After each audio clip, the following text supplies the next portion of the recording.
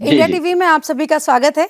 आज हमारे साथ जो मेहमान हैं वो बेहद खास हैं क्योंकि उन्होंने देश के एक घर घर में खेले जाने वाले खेल को ऐसे रियलिटी शो में कन्वर्ट किया कि उसके बाद देश में कई रियलिटी शोज आए लेकिन उस शो को आज तक कोई भूल नहीं सका।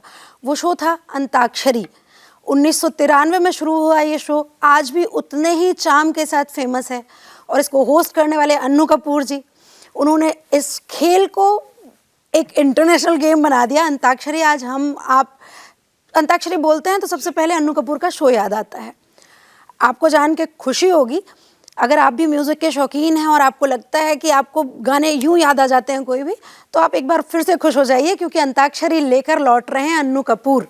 लेकिन इस बार शो होगा रेडियो पे। और अब बात करते हैं अन्नू कपूर जी से। नमस्कार सर, आपका इंडिया टीवी में बहुत बहुत स्वागत नमस्कार। है। Thank you thank you. Sir, काफ़ी साल बाद आप फिर से अंताक्षरी लेकर आ रहे हैं, तो कैसा लग रहा है आपको और आप अपने दर्शकों को क्या नया देने वाले हैं इस अंताक्षरी में? देखिए नया एक तो अच्छा लग रहा है, इस पे कोई शक नहीं है, क्योंकि अंताक्षरी जो है वो कॉन्सेप्ट की वजह से मैं एक छोटे से कमरे से निकलकर थोड़ा सा तरक्की हो गई, मेरी आर्थिक थोड़ी तरक्की हुई। तो जहां आर्थिक तरक्की होती है, जहां आप जैसे अच्छे लोग, सक्षम लोग, मीडिया के लोग, जनता जनार्दन थोड़ी सी ताली देने लगती है तो जाहिर है अच्छा लगेगा। उसके साथ आपकी यादें जुड़ जाती हैं कि भाई इस जगह से मेरे उन्नति शुरू हुई। इसलिए अंताक्षरी बहुत इंपॉर्टेंट है।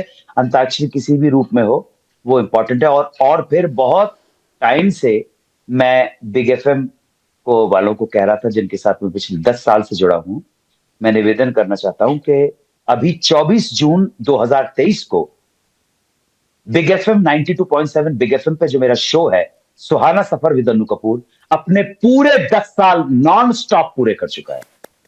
बधाई हो सर। नॉन स्टॉप 10 साल पूरे कर चुका है। जी, मेहरबानी। आप लोगों की वजह से लोगों ने इतना प्यार दिया, सम्मान दिया उस कार्यक्रम को। अब आते हैं, मैं उन लोगों को कह रहा था कि अंताक्षरी भी करते हैं। इससे पहले कुछ और लोगों ने अंताक्षरी को टेलीविजन पे पिच करने की कोशिश की, लेकिन अब क्या है, कॉर्पोरेट लोग जो है ना, उनको सब कुछ दिखा दो, समझा दो, सब कुछ करो, उसके बावजूद भी वो कहते हैं कि आप जरा इसको, इसका कॉन्सेप्ट नोट दीजिए। तो मतलब विद्वता और इंटेलेक्ट जो है वो इस लेवल के ऊपर पहुंच चुका है। ठीक है, बहरहाल वो नहीं हुआ। आई डैम केयर हुए, क्या फर्क पड़ता है, वो कहाँ है, वो इंपॉर्टेंट।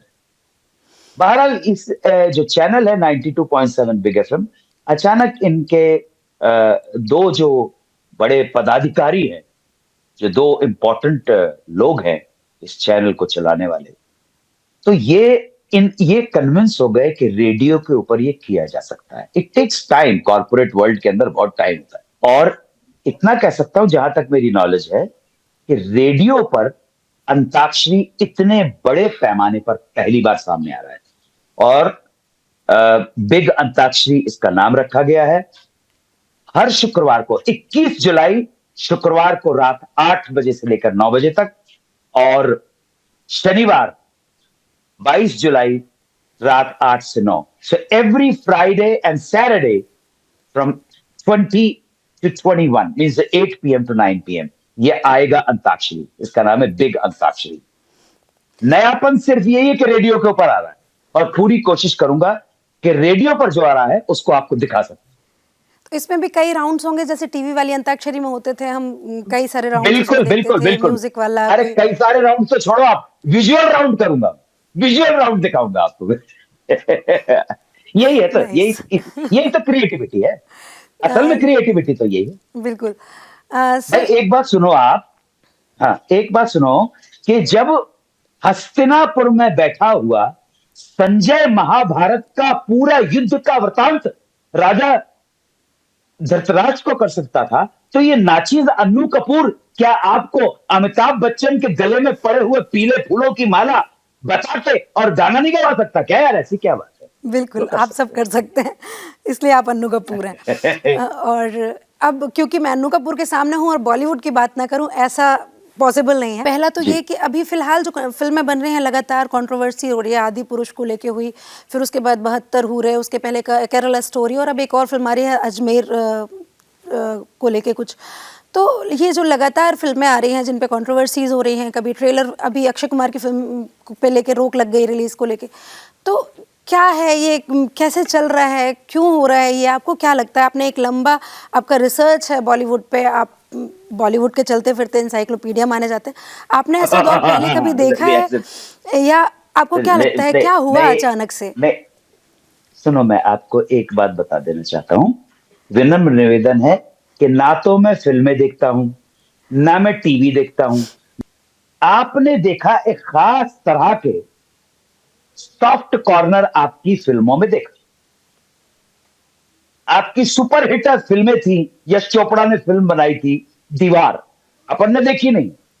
लेकिन जब क्रॉस सेक्शन ऑफ सोसाइटी से बात करता हूं तो पता पड़ता है कि साहब दीवार का अमिताभ बच्चन भी थोड़ा नास्तिक था। अच्छा कोई बात नहीं, अन्नू कपूर भी नास्तिक है, लेकिन नास्तिक के पास 786 का बिल्ला था। 786 का बिल्ला उसे बचाता है। ओके जी, कोई प्रॉब्लम, नथिंग रॉन्ग। ओके जी, कमाल की बात है, फिर समाज का एक वर्ग है जो कहता है ओए सलीम जावेद, बहुत अच्छी बात है शोले, तो तुमने अच्छी लिखती है। अबे रमेश सिप्पी भाई, जरा सोचो कि जिस गांव में इलेक्ट्रिसिटी नहीं है, जिस गांव में इलेक्ट्रिसिटी नहीं है, उसकी पानी के टंकी के ऊपर धर्मेंद्र चढ़ के भाषण कैसे देता है? दूसरी बात, जिसमें इलेक्ट्रिसिटी नहीं है उसमें अजान की आवाज कैसे आ रही है? ये सवाल उठा रहा है वो, ये सवाल उठा रहा है, और आपको उसके सवाल के जवाब सलीम जावेद और रमेश सिप्पी को दे रहे हैं। अमिताभ बच्चन धर्मेंद्र को नहीं देने, जिन्होंने क्रिएट किया उनको देने। अच्छे हैं बुरे हैं, देना नहीं चाहते हैं या नहीं दे सकते, वो दीगर बात है। मेरा उद्देश्य अपनी किसी बात से किसी का अपमान करना नहीं। ध्यान रखना, फ्रीडम ऑफ एक्सप्रेशन हमें कॉन्स्टिट्यूशन ने दिया है। फ्रीडम ऑफ एक्सप्रेशन का मतलब है मुझे आलोचना करने का अधिकार है, गाली देने का अधिकार है।